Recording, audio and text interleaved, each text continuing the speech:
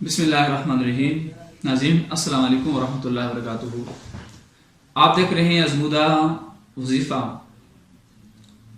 یقیناً ہر شخص یہ چاہتا ہے کہ اس کو زندگی میں کوئی پریشانی نہ ہو اور اس کے اوپر قرض کا بوجھ نہ ہو۔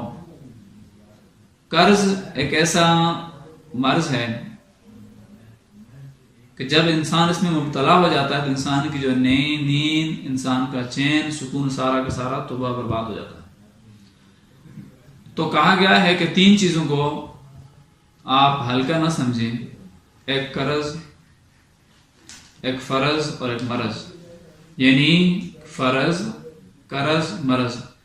یہ 3 جو چیزیں ہیں یہ انسان کے لیے آزمائش ہوتی ہیں، اور جس کے اوپر یہ لازم ہے تو اس کو یقیناً جب تک ان کو وہ ادا نہیں کرے گا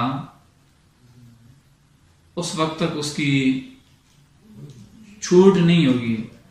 جب ان کو ادا کر لے گا، اگر اس کے اوپر قرض ہے تو قرض جب تک وہ دے گا نہیں کسی کو تو اس کی جان نہیں چھوٹے گی، اس وقت تک اس کو سکون نہیں ملے گا۔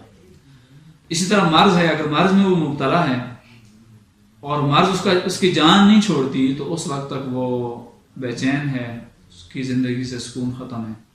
اور اسی طرح فرض، جس طرح فرض نماز جب تک بندہ پڑھ نہ لے تو اس وقت تک اس کی جو ادائیگی اس کے ذمہ ہے۔ تو جب وہ ان تینوں سے جب بندہ فارغ ہوگا تو اس کے بعد اس کی زندگی میں چین ہوگا، سکون ہوگا، آرام کی نیند سے وہ سو سکے گا۔ ناظرین، اگر آپ یہ چاہتے ہیں کہ آپ ان تینوں سے بچ جائیں تو آپ پھر ایسا کریں کہ فجر کی نماز کے بعد اور یا فجر کی جب آپ سنتیں پڑھ لیں، اور جب فرضوں کے درمیان میں جو ٹائم ہے، یعنی سنتوں اور فرضوں کے درمیان میں جو ٹائم ہے، اس وقت آپ 40 بار پڑھ لیجئے، اور ہر قسم کی پریشانی اور تکلیف سے انشاءاللہ آپ کو نجات ملے گی۔ اگر آپ مقروض ہوں گے تو خزانہ غیب سے آپ کی مدد ہوگی اور قرضے سے آپ کی نجات ہوگی، اور قرض کے بوجھ سے جو نا آپ نکل جائیں گے۔ وہ بڑی ہی آسان دعا ہے اور بڑی بابرکت دعا ہے۔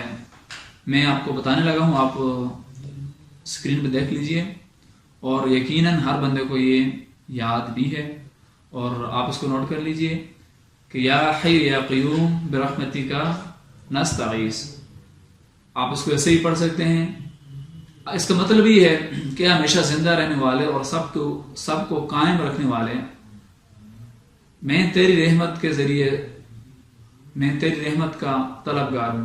اگر آپ اس کو استعیذ پڑھیں گے، لیکن فرد واحد کے لیے ہے۔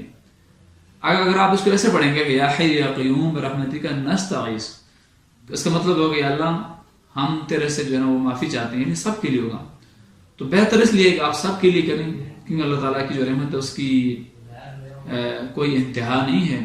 تو جب سب کے لیے کریں گے تو یقیناً اوروں کے لیے بھی جو آپ کے منہ سے نکلی دعا وہ قبول ہوگی، اور اوروں کی جو دعا وہ آپ کے حق میں بھی قبول ہوگی۔ اکثر بھائی اسے کہتے ہیں یا حی یا قیوم برحمتک استغیث، ایسا بھی کہنا جائز اپنے لیے صرف، لیکن بہتر یہ ہے کہ سب کے لیے کریں۔